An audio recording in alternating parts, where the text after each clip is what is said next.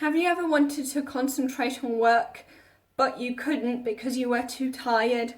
And that although you slept enough, which would be 8 to 9 hours, and you wonder why you don't wake up relaxed and energized the next morning, although you slept for 8 to 9 hours, although you didn't go to bed too late. That is because it doesn't only matter how long you sleep for, but it also matters how good your sleep quality is. So in this video, I am going to share 5 tips on how you can sleep better. And these are tips, by the way, from experts such as Matthew Walker and Shawn Stevenson. So the first tip would be that you want to, if possible, use as little light as possible in the evening. And warm light is much, much better for sleeping well than blue light is. In a Harvard study, they found that every hour of using blue light in the evening suppresses melatonin, the hormone for making you sleep better, for half an hour. And not only that, if you see light from 10 p.m. to 2 a.m., a brain region called the habenula suppresses how much dopamine is released, which basically then feels like disappointment. By the way, this very circuit itself is called the disappointment circuit. By the way, if you want to use blue light in the evening but not suffer from the negative effect, then at least 2 hours before going to bed, use blue light blocking glasses. And then the second one is that you want to make sure that you take advantage of the time in which your sleep is the deepest, and that would be from 10 p.m. to 4 a.m. That is the stage in which we get really, really, really deep sleep, and also the sleep cycle in which the most HGH, human growth hormone, is released. And HGH basically helps you recover, produce proteins, and in general it's good against aging. Then the third tip would be that exercising in general is good for sleeping better, however, not 4 hours before you go to bed. In a study, they split participants into 3 groups. So one group was told that they should exercise at 7 a.m, the others should exercise at 1 p.m, and the other group at 7 p.m. Of course, the ones that exercised at 7 p.m. had the worst sleep quality. What's interesting is that the people who exercised at 7 a.m. were those with the best sleep quality. The reason why this is the case is that when we exercise, cortisol is released, and cortisol is great when we are waking up. However, you want to avoid cortisol before going to bed, which is why you don't want to exercise before going to bed. However, if cortisol is released when you wake up, then also your sleep quality during that same night will be better.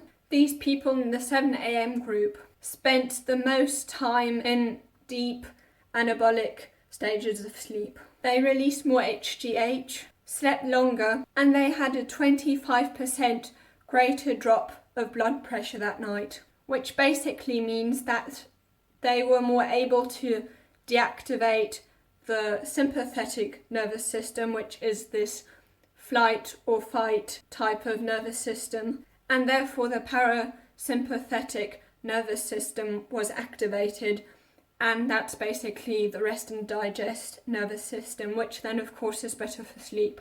And then the fourth tip would be that you want your room temperature to be very cold, so about 18 degrees Celsius. So in a study 5 males were kind of tracked for 4 consecutive months, and in these months their room temperature would be regulated at night. So first it was 23.8 degrees Celsius, then they turned it down to 18.8 degrees Celsius, and then 27.2 degrees Celsius. And in the time when they slept at a temperature of 18.8 degrees Celsius, they had twice as much brown fat tissue. Now you may be thinking, fat tissue, that really doesn't sound good. I don't want my fat tissue to be doubled. However, it's not white fat tissue, it's brown fat tissue, and that's why it's a good thing. So what's the difference between brown and white fat tissue? So white fat tissue is basically just fat, what we always call fat.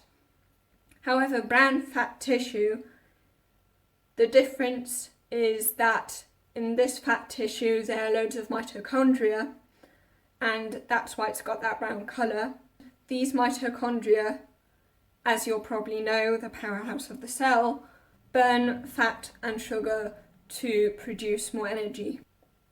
And therefore brown fat tissue actually is a kind of fat that burns fat. Brown fat tissue burns white fat tissue, what we usually would call fat. And if you sleep in a room where the temperature is 18.8 degrees Celsius, you will have a 10 to 20% increase of deep sleep that night. One normal dose of coffee in the evening decreases the amount of deep sleep that night by 20%. And in general, to have that kind of decrease in deep sleep, you'd usually have to age 15 years. But if you simply drink coffee right before you go to bed in the evening, you can simply age like 15 years every single night. Think about it twice if you really want to drink coffee right before going to bed. Caffeine, if consumed though when it's very, very early in the morning, is totally fine. However, what most people don't realise is that caffeine has a half-life of 6 hours, which means that after 6 hours, half of the caffeine is still in your blood. And it's got a quarter life of 12 hours, which means that 12 hours later, there will still be a quarter of the caffeine that you consumed circulating in your blood. So if you have caffeine even at noon, it would basically be like drinking a quarter of a cup of coffee at midnight. And you can just imagine how bad this may be for your sleep. So if you want to use coffee, then only very, very early in the morning if you want to sleep well. But why does caffeine actually keep us awake? There's this molecule called adenosine, which builds up in our body the longer we are awake. So the longer you are awake, the higher your levels of adenosine will be. This molecule makes you tired, which of course isn't good in the morning. However, in the evening when you want to go to bed, it's very, very important that you get tired. And the reason why caffeine keeps us awake is that caffeine is, in its biochemical structure, very, very similar to adenosine. And that means that the adenosine receptors will be blocked by caffeine, simply because the structure is the same, that it doesn't recognise that it's not adenosine but caffeine, and therefore then when this adenosine receptor is blocked, adenosine can't bind to that same receptor anymore, and therefore adenosine won't have the same effect of making you tired anymore, simply because it's blocked. So if you, for example, want to develop the habit of exercising now to get deeper sleep, I've got a video on how you can build the habit of exercising right here.